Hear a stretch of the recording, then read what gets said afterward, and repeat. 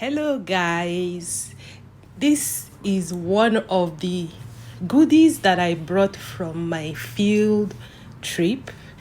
It is called Ogede Odo, which literally translates to river banana. It was gotten from a swampy area in the forest. It actually isn't a banana. It doesn't belong to the banana family, but rather it belongs to the Amaryllidaceae family. It's called Crinum jagus, or popularly known as the asthma cough plant. It is one of the most popular herbal remedies in the southwest of Nigeria for cough.